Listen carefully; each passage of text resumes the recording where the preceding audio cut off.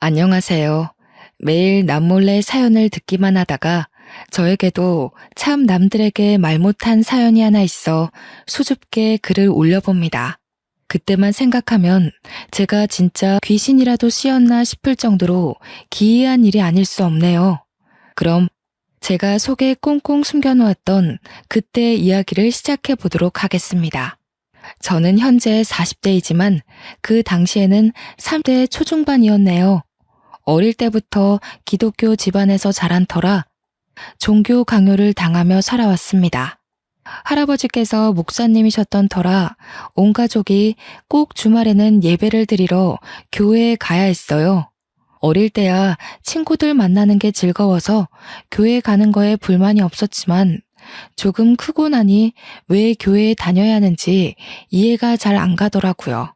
중학생이 된 이후부터는 하늘에 신이 도대체 어디에 있다는 건지, 신이 있다면 왜 제 시험 성적은 바닥을 치는지 의아하고요. 그러다 할아버지가 돌아가시게 된 이후로 저는 교회 근처에도 가지 않게 되었습니다. 저는 무교나 다름없다 생각하면서 지냈어요.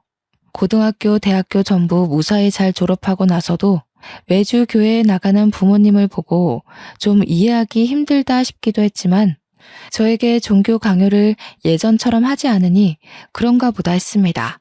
그러다 취업을 하게 되었고 신입사원이라는 직함을 달고 저는 정말 열심히 일을 했어요. 신입이니 모르는 거 투성이었죠. 그럴 때마다 제 옆자리에 앉은 사수님이 저에겐 신이나 다름없었습니다. 제가 틀리는 부분 하나하나를 친절하게 설명해 주시면서 가르쳐 주셨거든요. 분명 같은 부분에서 실수가 나면 화를 내기 마련인데 정말 무슨 부처님처럼 다시 한번 설명을 해주셨어요. 제가 일에 대한 이해도가 생길 때까지 한 번도 짜증내지 않고요. 사회 초년생이고 나이도 어리다 보니 그때는 어리숙한 저에게 하늘 같은 사수님이 참 듬직하고 멋있어 보이더라고요. 물론 지금처럼 때 묻은 나이였다면 사수고 나발이고 사내 연애에 대한 감정이 싹트지 않았을 테지만요. 그때 저는 제 사수보다 멋있는 남자를 본 적이 없었습니다. 괜히 커피를 사다 놓기도 하고 사탕 같은 간식거리를 하나씩 쥐어드리면서 말도 붙여보고요. 서툴게나마 제 호감을 표시하기도 했었죠.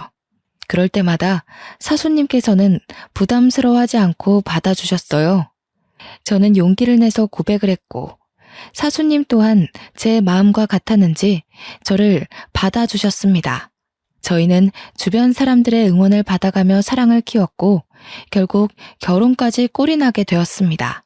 프로포즈 받은 날은 정말 아직도 선명하게 기억이 나네요.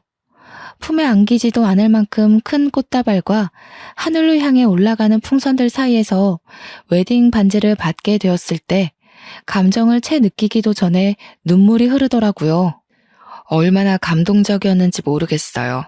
그렇게 예비 남편과 저는 평생을 약속했고 제일 떨렸던 시어머니와의 첫 만남을 하게 되었습니다. 결혼을 약속한 사이이기 때문에 잘 보이려고 얼마나 애썼는지 모르겠어요. 어른들이 좋아한다는 투피스 정장에 한우 세트를 사들고 시댁에 방문을 했고 인사를 드리게 되었습니다. 그런데 약간 느낌이 이상했어요. 그냥 형식적인 자리라고 생각했는데 저에게 너무 많은 질문을 하시더라고요. 약간 취조당하는 느낌이 들 정도로 말이에요. 저는 솔직히 그런 분위기에 너무나도 당황했고 남편 될 사람은 익숙하다는 듯 행동했습니다. 질문이라고는 별거 없긴 했었지만 이런 것까지 물어본다고 싶은 것들도 꽤 많았어요. 그래서 나이가 어떻게 된다고? 1980년 몇 월 며칠? 태어난 시간은 알아? 어렸을 때 어디 살았니? 이름에 들어가는 한자 획수가 몇 개인지 알고 있어? 태어날 때 처음 입었던 옷 색깔은 알고 있니? 얘, 손 좀 내봐라. 네 손금 좀 보자. 호구조사로 시작된 질문은 점점 산으로 가는 것 같은 느낌을 받게 했습니다. 저는 제가 다 알지도 못할 질문들이 이어지자 너무나도 당황했고요. 나중에는 저에게 처음 앞니가 빠진 날짜가 언제인지 물어보시더라고요. 아니 세상에, 자기 앞니가 빠진 나이도 기억이 가물가물한데 날짜까지 기억이 날 리가 있나요? 제가 도저히 생각이 안 난다고 얼버무리니 인생사가 얼마나 중요한 건데 제 앞니 빠진 날짜도 모르냐고 타박을 하시더라고요. 저는 시어머니께 본인 앞니 빠진 날짜는 알고 있냐고 되묻고 싶었지만 꾹 참았습니다. 저는 도무지 이해를 할 수가 없었죠. 그날 기분은 별로 좋지 않았습니다. 결혼에 관한 이야기보다는 별 쓸데없는 이야기만 잔뜩 나누고 돌아왔다고 생각했고 저를 마음에 들지 않아 하신다고 생각했거든요. 예비 신랑이랑 이야기를 나누어 보니 신경 쓰지 말라는 무성의한 대답만 돌아왔고요. 하지만 제 예상과는 다르게 상견례 날짜를 잡자는 예비 시어머니 연락이 왔고 어영부영 저희 가족도 상견례 자리를 마련하게 되었습니다. 처음 배웠던 날 이상한 질문들이 오갔기 때문에 내심 걱정되는 자리이긴 했지만 정신만 똑바로 차리면 호랑이 굴에서도 도망칠 수 있다고 하잖아요. 그래서 저는 결혼에 대한 이야기를 확실하게 할 수 있도록 준비를 했습니다. 상견례 자리에서는 무난했습니다. 다른 자리와 비슷하게 신혼집에 대한 이야기와 결혼식 준비에 대한 이야기를 나누게 되었어요. 제일 중요한 건 역시 서로 얼마를 준비할 수 있느냐 하는 돈 문제에 관한 이야기였죠. 예비 시댁이나 저희 가족들이나 전부 돈에 있어서는 이견 없이 준비를 할 수 있게 대화가 오갔기 때문에 저나 예비 신랑이나 전부 한시름 났어요. 하지만 예상치 못한 일은 결혼식 날짜를 정하는 일에서 생겼습니다. 신혼집은 애들이 원하는 위치에 잡기로 했으니 결혼식 일정은 제가 잡겠습니다. 제가 좀 알아봤는데 애들 합이 딱 맞는 날이 있다고 하더라고요. 길일이라 하면 저희도 좋지요. 사돈 어른께서 아주 시원시원해서 좋습니다. 12월 둘째 주 수요일이 딱이라고 하더라고요. 순간 상견례 자리에서 정적이 흘렀습니다. 토요일도 일요일도 아닌 수요일이라뇨. 도대체 어느 누가 수요일에 결혼식을 한다는 말입니까? 저희 부모님도 너무 어이가 없었는지 입을 떡 벌리시고는 아무 말도 못 하시더라고요. 저는 시어머니께 수요일에 결혼을 하라는 말씀이신지 다시 한번 여쭈어 봤습니다.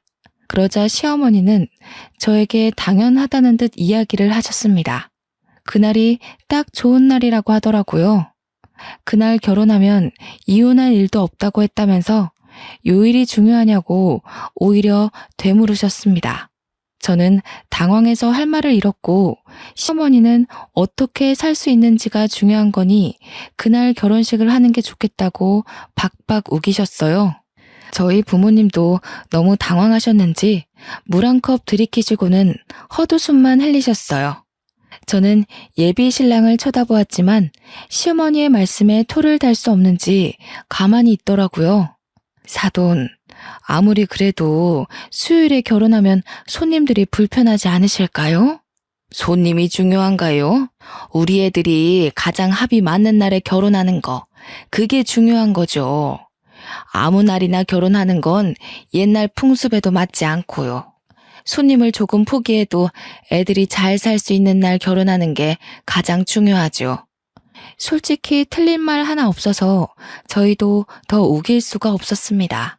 시어머니 어깨를 한껏 치솟았고 저희는 그냥 시어머니의 고집대로 수요일 저녁 8시에 결혼식을 하기로 했어요.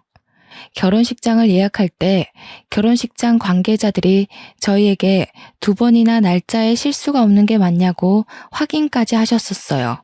절대로 예식 날짜 변경만큼은 안 된다고 고집을 부리시는데 그날 꼭 해야 되는 이유가 있다고 장담을 하시니 어쩔 수 없었습니다.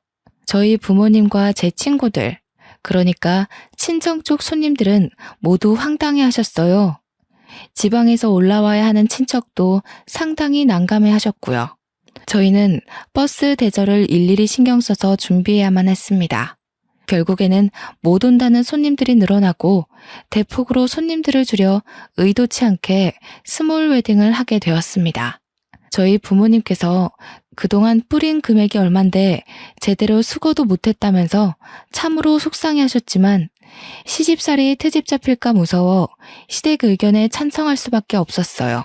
분명 날짜를 받아왔다고 하셔서 시댁은 따로 종교를 믿지 않거나 아니면 어디 신점을 보러 다니시는구나 싶었는데 시댁이 글쎄 기독교라고 하더라고요.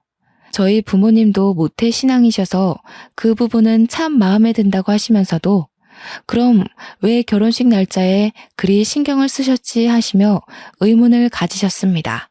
예비 시어머니는 저 결혼식에 목사님께서 주례를 서주시기로 했다고 하셔서 오히려 다행이라고 생각했습니다. 사실 마땅히 주례를 봐주실 분이 없었거든요. 저희 집에서도 목사님이라고 하니 상당히 좋아하셨고요. 그런데 또다시 문제가 발생했습니다. 신혼집이며 혼수며 준비도 다 잘 되었고 결혼식 날짜가 마음에 걸리지만 그래도 다 잘 해결됐으니 다행이지. 우리 이제 결혼하면 주말에는 뭘 하는 게 좋을까요? 나는 취미 생활을 하나 같이 했으면 좋겠는데 운동이든 뭐든요. 그러자 남편은 저를 빤히 쳐다보더니 약간 곤란하다는 듯이 말을 이어나갔습니다. 주말에? 주말에는 교회 가야지. 우리 어머님 소원이 며느리랑 같이 교회 다니는 거였거든. 토요일이나 일요일 오후에는 둘이 놀러 다니거나 취미생활 하는 거 다 좋은데 일요일 오전에 교회는 꼭 같이 갔으면 좋겠어. 저는 미리 정해진 이야기가 아니었기 때문에 또다시 당황스러워 말을 잇지 못했습니다. 그런 제 마음이 표정에서 다 드러났는지 남편이 저의 손을 꼭 잡고는 제게 애와 가까운 부탁을 했습니다. 우리 어머니께서 정말 신실하신 기독교 신자야. 그래서 교회를 오래 다니시기도 했고 온 가족이 교회에 가서 예배드리는 걸 평생 꿈꿔오셨어. 며느리가 생기면 같이 손잡고 예배 보고 밥도 먹고 하고 싶다고 하셨고 내가 나머지 시간에 당신이 스트레스 받지 않도록 잘할게. 그러니까 일요일 오전만큼은 교회에 같이 다녀줬으면 좋겠어. 대신 제사도 없고 별다른 가족 행사로 귀찮게 하지 않을 테니 그 부분은 안심하라고 했어요. 인터넷에서 보면 제사 지내는 걸로 상당히 많은 트러블이 생기잖아요. 그런데 제사가 없다고 하니까 교회 정도야 나가도 되겠다 싶더라고요. 한평생 소원이라고 하셨다는데 못 들어줄 이유가 없다고 생각했고요. 그렇게 결혼하고 처음으로 교회에 간 순간 저는 많이 당황스러웠어요. 저희 부모님과 어렸을 때 다녔던 교회의 모습과는 많이 달랐습니다. 뭔가 분위기가 목사님 위주로 돌아가는 것 같았어요. 신도들이 전부 목사님의 말에 엎드려 절을 하는 듯한 분위기였거든요. 너무나도 생소한 분위기였지만 시어머니는 제가 교회에 나왔다는 이유로 너무나도 저를 예뻐해 주셨습니다. 신도들에게도 제 자랑을 얼마나 하시던지 쥐구멍에 숨고 싶은 심정이었어요. 며느리가 시키지도 않았는데 같이 교회를 다니겠다고 했다면서 자랑을 하시는데 제가 그런 말을 한 적도 없는데 나서서 설레발을 치시니 좀 부끄럽더라고요. 어머님께서 이렇게나 좋아하시니 일요일이 기다려지더라고요. 저와 남편은 시댁에서 저를 예뻐해 주시니 당연히 더욱더 사이가 좋아졌어요. 저희의 신혼생활을 방해하는 게 아무것도 없었거든요. 자녀 계획을 일찌감치 세웠던 터라 얼른 저희에게 이세가 찾아오기만을 손꼽아 기다렸습니다. 물론 친정도 시댁도 손주를 얼른 보고 싶어 하셨고요. 당연히 빨리 아이를 키우고 노후를 즐기자는 마음으로 이세 계획을 했기에 피임 같은 건 하지 않았습니다. 나이도 많은 편은 아니니 아이가 일찍 찾아와 줄 것 같았고요. 그렇게 신혼생활이 3개월쯤 지났을 때 시어머니는 대뜸 저에게 좋은 소식은 없냐면서 전화를 하셨습니다. 아이 말씀이시죠? 천천히 마음 먹으면 찾아올 거라고 생각하고 기다리고 있어요. 아직 나이도 많은 편은 아니라서 금방 생기지 않을까요? 그래, 알아서들 잘하겠지. 다름이 아니라 너 앞으로는 속옷을 흰색만 입어라. 네? 그게 무슨 말씀이세요? 일단 너랑 빨간색은 절대 상극이라고 하니까 속옷은 물론이고 옷도 빨간 옷 절대 입지 말고. 내가 하는 말 하나하나 새겨듣는 게 좋을 거야. 제가 화려한 속옷을 즐겨 입는 건 아니었지만 아무리 그래도 며느리한테 속옷 색깔까지 지정해주는 시어머니는 없지 않나요? 그날 저녁 남편에게 시어머니께서 이런 전화를 하셨다고 말을 했어요. 여보, 오늘 어머님께서 갑자기 전화하셔서는 나보고 흰색 속옷만 입으라고 하시는 거 있지? 그래? 엄마가 또 어디서 이상한 소리를 듣고 왔나? 아니, 시댁 식구 전부 교회 다닌다면서 그렇게 전보로 다니셔도 되나? 남편은 점이라니 무슨 소리냐며 저에게 되물었어요. 저는 제 생각을 아무렇지 않게 이야기를 했습니다. 그렇잖아. 결혼식도 무조건 수요일에 해야 된다고 하시고 속옷도 절대로 흰색만 입으라고 하시고 나보고 빨간색이 상극이니까 옷도 같은 건 절대 입지 말라고 하시던데? 엄마가 전보로 다닐 사람이 아닌데 절대 우리 엄마 앞에서 그런 이야기 하지 마. 모태신앙으로 버텨오신 분이라 점이니 무당이니 그런 소리 하면 화 엄청 내실 거야. 저는 대충 알겠다고 대답하고 넘어갔습니다. 모태신앙이라면서 점 보러 다니는 시어머니도 이해가 안 갔지만 남편 또한 저런 소리를 들었다는데 시큰둥한 반응이라 이해가 가질 않았어요. 그렇게 또 바쁜 한 주가 지나가고 시어머니와 함께 예배를 드리고 시댁에서 밥이나 먹자고 하길래 따라갔습니다. 화장실이 가고 싶어서 시아버지와 남편이 잠시 밖으로 담배 피러 간 사이에 화장실에 들어가 변기에 앉아 있는데 갑자기 문이 덜컥덜컥 하더라고요. 어머님이 급하신가 싶어서 저 화장실에 있다고 소리를 쳤는데 갑자기 문이 확 열렸어요. 아, 어머니, 저 있다니까요. 제가 너무 놀라서 급하게 가릴 부분만 가리고 어머님께 소리를 쳤는데 저를 빤히 보더니 갑자기 화를 내시더라고요. 저는 놀래서 어머님을 밀어내고 화장실 문을 다시 잠갔어요. 아까도 분명 잠갔는데 어머님 손에 열쇠가 있는 걸 봐서는 억지로 문을 여신 것 같았습니다. 놀란 가슴을 가라앉히고 나와서 어머님께 저도 화가 나서 소리를 쳤습니다. 어머님, 제가 있다고 했는데 그렇게 문을 여시면 어떡해요? 예, 너 내가 뭘 했어?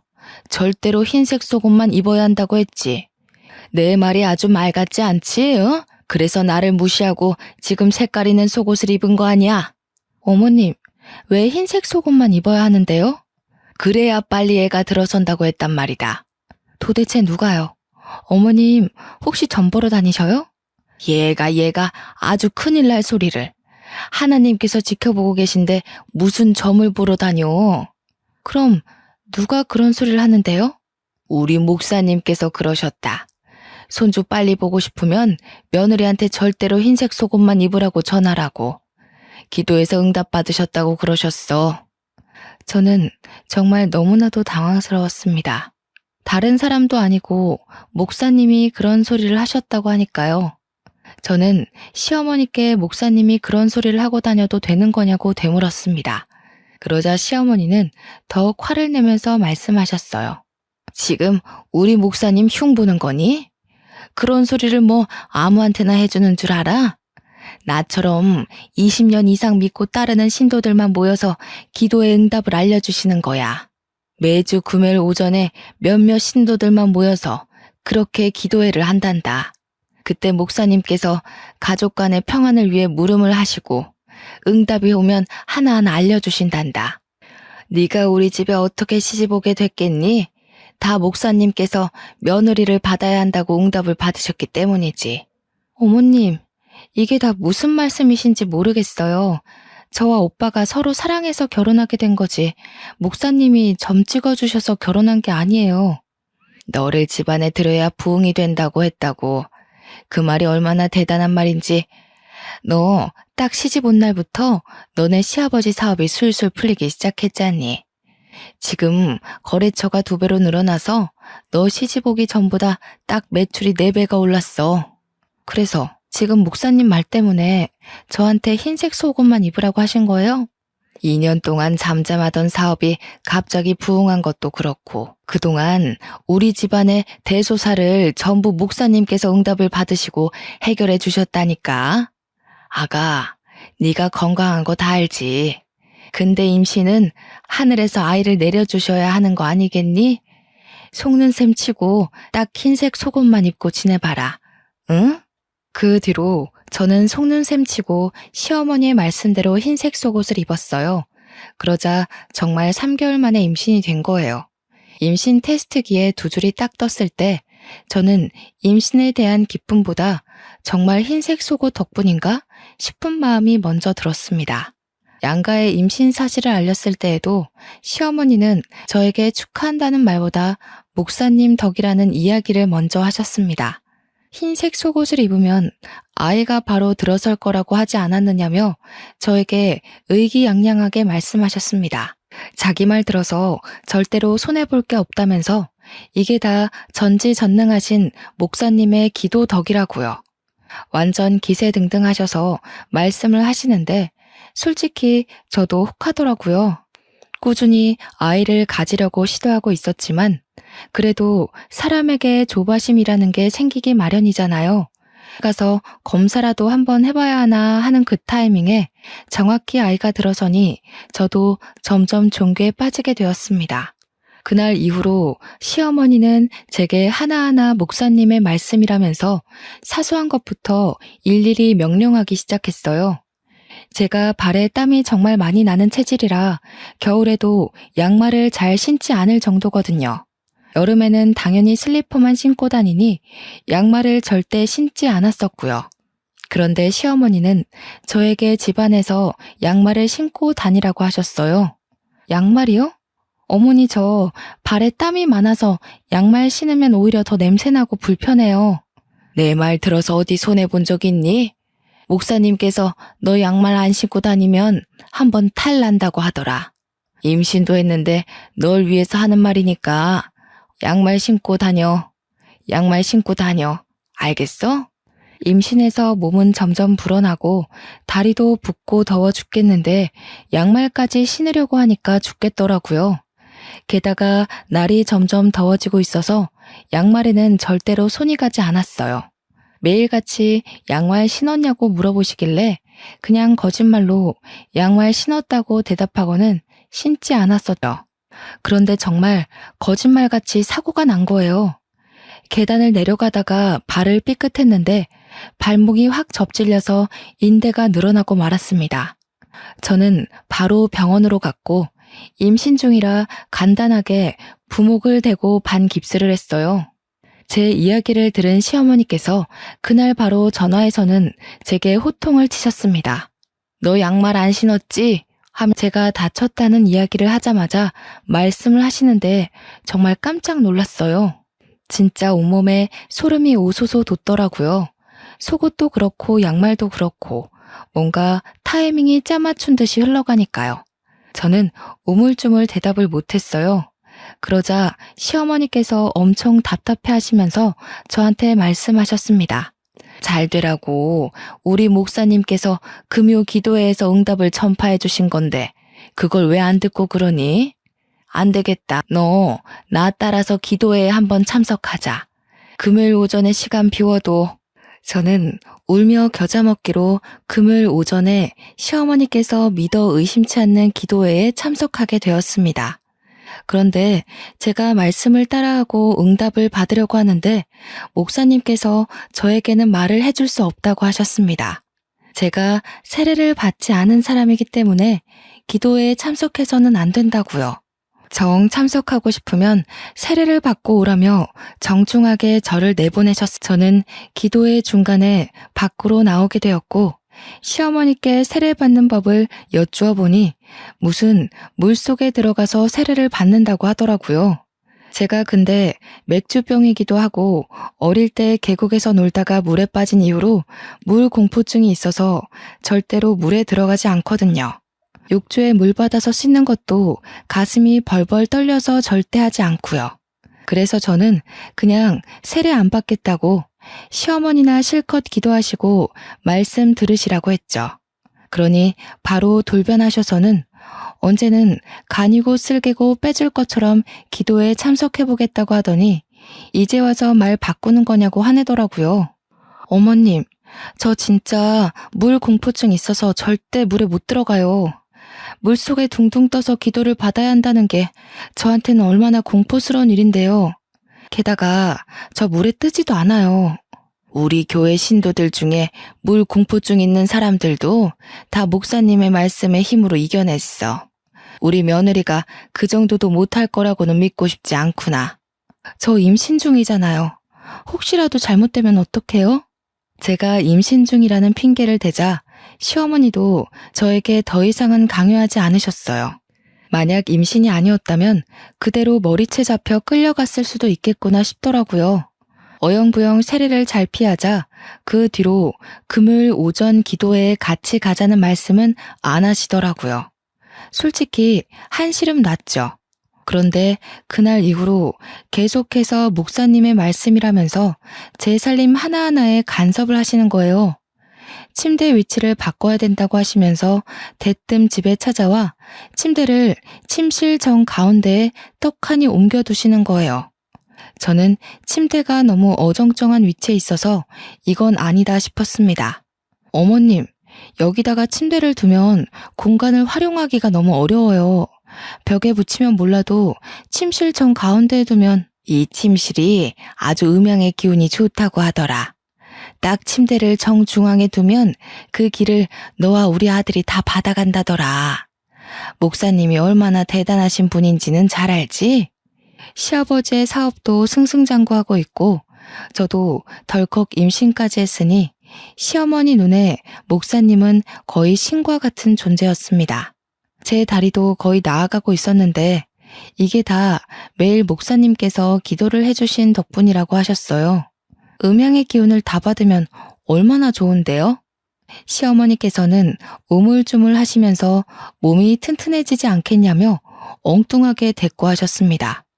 시어머니도 제대로 아는 건 없는 것 같았지만 집을 3개 부리길래 어쩔 수 없이 침대를 침실 정 가운데에 두었습니다.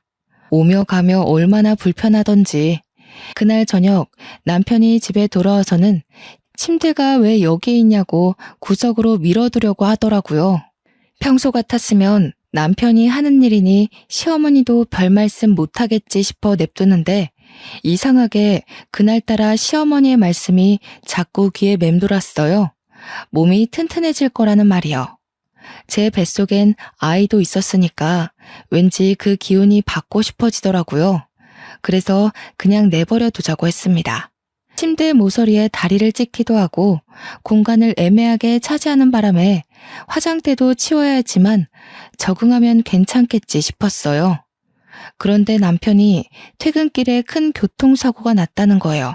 저는 교통사고가 났다는 소식에 놀래서 휴대폰도 두고 택시를 타고 병원에 갔어요. 그런데 우리 남편이 응급실 침상도 아닌 의자에 멀뚱멀뚱 앉아 있더라고요. 저는 너무 놀래서 막 달려가 남편의 이곳저곳을 살펴보았습니다. 너 다친 데가 하나도 없어. 차는 거의 폐차 지경이라면서 다친 데가 어떻게 없어. CT랑 MRI 같은 것도 다 촬영해 봤어? 아니, 그걸 촬영할 필요도 없을 거래. 의사가 와서 이곳저곳 다 보더니 아무런 이상이 없다네. 레카 차량 기사가 에어백이 잘 터져서 아무 문제 없는 것 같다고 하긴 했는데 차량이 전부 흡수했다고. 저는 그때 갑자기 시어머니께서 침대를 정중앙에 두면 몸이 튼튼해진다고 했던 그 말이 떠올랐어요. 팔에 소름이 오소소 돋으면서 그때부터 정말 절실하게 시어머니의 말씀을 믿게 되었습니다. 누구보다 열심히 교회에 나가서 봉사를 하고 목사님의 말씀 하나하나를 귀 기울여 듣게 되었어요. 시어머니는 그때부터 저에게 과한 것들을 요구하기 시작했지만 저는 군소리 없이 전부 따르게 되었습니다. 믿어서 손해볼 일은 단 한 번도 없었으니까요. 예, 오늘 기도 말씀에서 옷장에 옷을 전부 뒤집어서 걸어두라고 하더라. 안쪽에 붙은 택이 바깥에 오도록. 그래야만 네가 진통을 오래 안 겪고 아이를 낳을 수 있대. 저는 그 이야기를 듣자마자 옷장에 있는 옷을 전부 꺼내서 뒤집어서 옷걸이에 걸어놓았어요.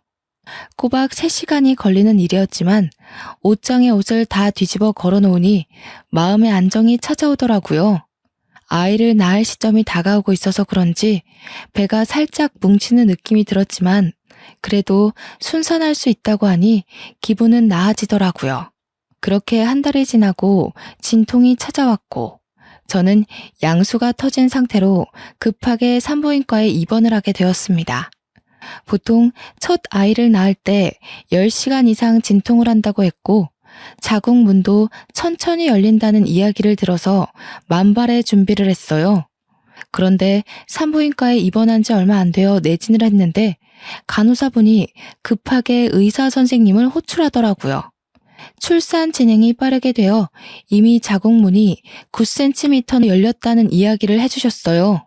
저는 정신이 없는 상태로 무통 주사도 맞지 못하고 바로 출산을 할 준비를 했습니다.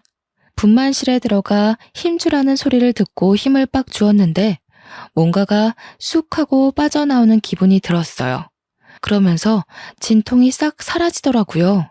첫 분만에 이렇게 빠르게 출산한 산모도 드물다면서 고작 4시간밖에 걸리지 않았다고 의사 선생님께서는 저를 칭찬해 주셨음. 제 품에 아이를 안겨주시는데 너무나도 감동이었어요.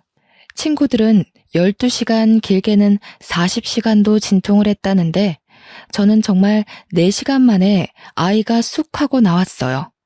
회복도 어찌나 빨랐던지 후배아리도 없이 바로 걸어다니고 밥도 먹고 할 거 다 하면서 퇴원했습니다. 조리원으로 이동하는 내내 시어머니께서는 다 옷장에 옷을 거꾸로 걸어둔 덕분이라고 하셨어요. 저도 정말 신의 뜻대로 하니 아무 어려움 없이 출산을 마치는구나 싶었습니다. 조리원에 도착해서 2주간 푹 쉬려고 하는데 시어머니께서 또 한 번 신신당부를 하시더라고요. 목사님께서 그러시는데 절대로 고춧가루를 먹으면 안 된다더라. 아이한테 아토피가 생길 수 있다고 하니까 절대로 고춧가루를 먹지 마. 저는 고개를 끄덕였습니다. 하지만 평소에도 매운 걸 정말 좋아하는 제가 고춧가루를 끊으려니 너무 힘들더라고요. 조리원에 들어온 3일차에 저도 모르게 김치를 먹고 말았어요. 그러고 아이를 보러 내려갔는데 아이의 얼굴이 새빨간 거예요. 저는 우리 아이의 얼굴이 왜 이렇게 빨간색이냐고 조리원에 계신 직원분께 여쭈어 봤습니다. 그러자 웃으시면서 태열이 올라와서 그런 거라고 너무 걱정하지 말라고 하셨어요. 이러다가 금방 가라앉을 테니 로션을 잘 발라주라고 하시더군요. 하지만 저는 찝찝한 마음에 그때부터 다시 김치는 쳐다도 보지 않고 고춧가루가 들어간 음식은 손도 대지 않았습니다. 물론 아이에게 로션을 꾸준히 발라주며 보습도 해주었고요. 그러자 3일 만에 다시 아이의 피부가 가라앉더라고요. 고춧가루를 먹어서 정말 태열이 올라왔던 거구나 싶어서 저는 조리원에서 나와서도 절대로 고춧가루가 들어간 음식은 먹지 않았습니다. 그봐, 내가 고춧가루 먹지 말랬지? 지금부터는 가정의 평안을 위해 기도를 꼬박꼬박 해야 해. 그러니까 제일 안 좋다는 오후 4시 44분에 기도를 해야 된다. 기도를 매일요? 아니 어머님, 제가 그렇게까지 해야 되는 거예요? 매일 기도를 드려야 효과가 있지. 4시 44분에 무슨 일이 있어도 기도를 드려야 가정이 깨지지 않고 평안한 거야. 저는 그날부터 시어머니의 말씀대로 오후 4시 44분이 되면 아이가 울던 말던 기도를 10분간 드렸습니다. 하나님께 제 죄를 고하고 용서를 받고 성경을 읽기도 하고요.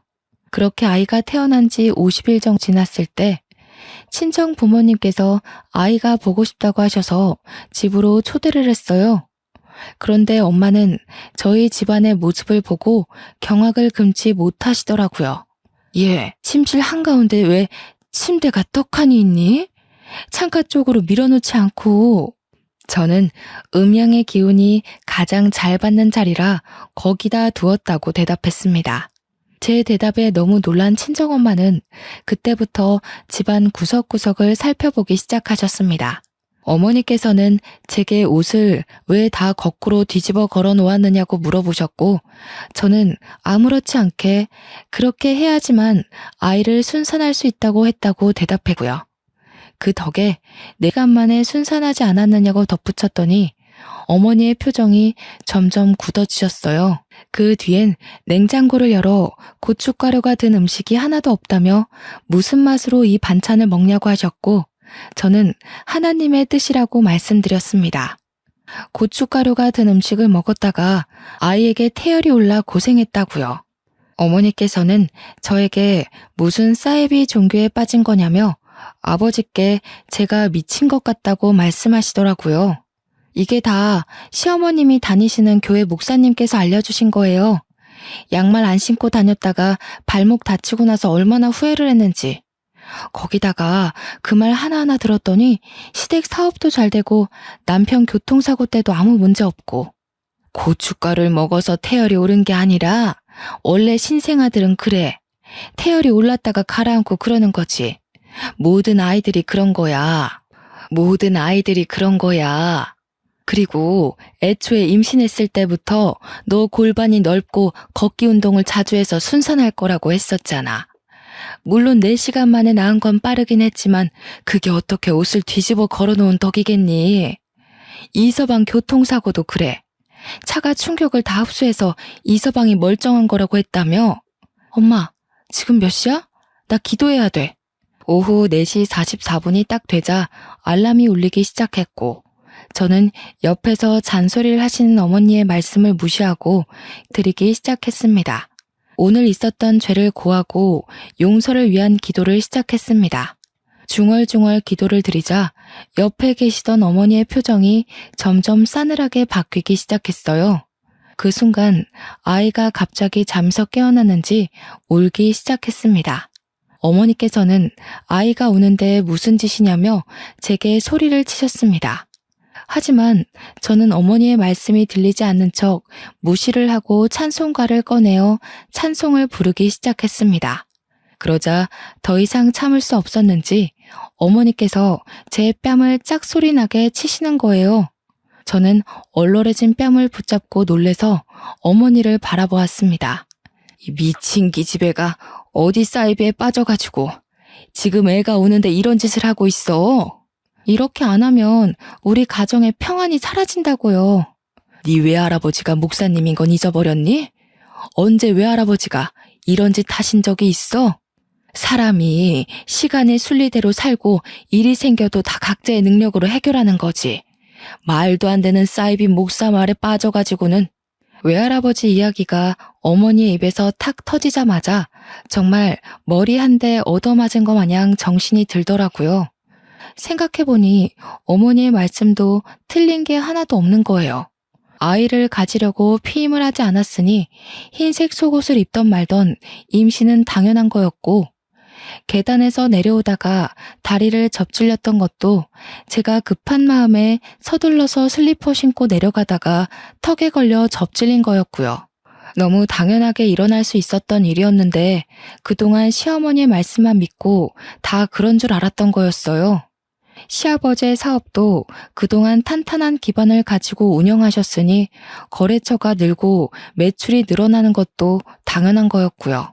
음양의 기운을 받아 남편이 튼튼해져서 사고를 당했어도 다친 데 하나 없었던 것도 그냥 운이 좋아서였던 거였고요. 아이의 태열도 정말 흔하게 발생하는 일이었는데 제가 왜 고춧가루 든 음식을 먹지 않고 버텨냈는지 갑자기 정신이 들고 나니까 이딴 기도가 무슨 소용이 있나 싶더라고요. 어머니께서는 씩씩거리면서 저희 아버지와 함께 저를 말리고 있었고 아이는 울음을 그칠 줄 몰랐습니다. 멍했던 정신이 돌아오자 우는 아이가 걱정되어 바로 안아주었어요. 제 품에 안기자마자 울음을 그치고 저를 빤히 바라보는데 제가 여태 이 아이가 우는 걸 무시하고 기도나 드리고 있었다니 얼굴에 열이 확 오르면서 너무나도 부끄러워지더라고요. 친정 부모님은 남편이 올 때까지 집에 돌아가지 않고 기다리셨어요. 저는 솔직히 너무나도 불안해졌습니다. 남편이 퇴근하고 오자마자 어머니께서 남편에게 화를 막 내기 시작하는데 정말 무섭더라고요. 이서방, 자네 정신이 있는 건가 없는 건가? 어디 사이비에 빠져서는 우리 딸한테 가스라이팅 하는 게야? 지금 집안 꼴이 전부 말이나 된다고 생각해? 자네도 그딴 사이비를 종교랍시고 믿고 있는 거라면 당장 이혼하게. 이혼이라는 말이 나오자마자 남편은 사색이 되어 친정 부모님에게 무릎을 꿇고 빌었습니다. 절대 아니라면서 본인은 그런 종교를 믿지도 않고 쳐다도 보지 않는다고요. 시어머니께도 자기가 말씀드려서 절대로 우리 가족에게 강요할 수 없도록 조치를 취하겠다고 말했어요. 그래도 저희 부모님은 쉽게 그 말을 믿지 않았습니다. 2년 동안이나 이렇게 살아왔는데 이제 와서 쉽게 그 습관이 바뀌겠냐고 하셨어요. 절대로 용서를 할 수 없을 것 같다면서 이혼을 계속 말씀하셨습니다. 남편은 한 번만 믿어달라고 빌고 또 빌었습니다. 딱 한 번만 믿어주시면 그 이후부터는 절대 이런 일이 없다는 걸 보여드릴 수 있다고요. 본인이 스스로 증명하겠다고 약속했습니다. 그러더니 남편이 바로 시어머니께 전화를 걸었습니다. 엄마, 이제 더 이상 우리 와이프에게 종교 강요하지 마세요. 자꾸 이러시면 영 끊고 살 생각이니 절대로 일요일에 교회 가자고 부르지도 마시고요. 시어머니의 당황하신 목소리가 전화기 너머로 들려오긴 했지만 남편은 전화를 뚝 끊어버리셨습니다. 친정 어머니는 제 머리에 꽂힌 보라색 머리핀을 보더니 이것도 시어머니가 시킨 짓이냐며 머리핀을 휙 던지시더라고요. 그 순간 시어머니께서 제게 전화를 하신 건지 제 전화기가 울렸습니다. 저보다 한 발 빠르게 저희 어머니께서 그 전화를 받으셨고요. 예, 너 머리핀 안 꽂았니? 우리 아들이 나한테 왜 이래? 다 너 때문에 멀어진 거잖아. 사돈 어른, 무슨 개소리를 하시는 겁니까? 그딴 사이비에 빠져서 우리 딸을 어떻게 만든 겁니까? 믿고 싶으시면 혼자 믿으세요. 그쪽 목사가 아들 이혼시키고 싶답니까? 아니 그게 무슨... 애들 이혼시키고 싶지 않으면 앞으로 우리 딸 그 교회에 데려갈 생각 하지 마세요. 이혼이 정말 제대로 먹혔는지 그 뒤로는 교회 가자는 말 일절 꺼내지도 않고 이것저것 시키시던 일도 그만두시더라고요. 알고 보니 그 사이비가 이혼하면 집안 사람 모두 쫓겨나는 종교였다고 하대요. 이혼만큼은 절대 안 된다고 하니 남편이 초강수를 뒀던 거였어요. 더 이상 시어머니께서 제게 이상한 짓을 요구하는 일은 아직까지도 일절 없고 혹여라도 이혼 이야기가 나올까 무서워 제 눈치까지 보고 계십니다. 저는 친정 식구들과도 절대로 그런 종교에 빠지지 않기로 약속을 했고 지금은 둘째까지 낳아 잘 살고 있는 중입니다. 아마도 저처럼 언제 빠졌는지도 모르게 사이비 종교에 물들고 있는 분들도 분명 있을 거라 생각합니다. 원래 모든 일은 자기가 믿기 나름이라고 생각해요. 저는 현명하게 제 힘으로 스스로 헤쳐나오진 못했지만 다른 분들은 가능할 거라 믿습니다. 시댁에 절대 휘둘리지 말고 며느리들 모두 자기 삶을 찾도록 해요. 제 이야기를 들어주셔서 감사합니다.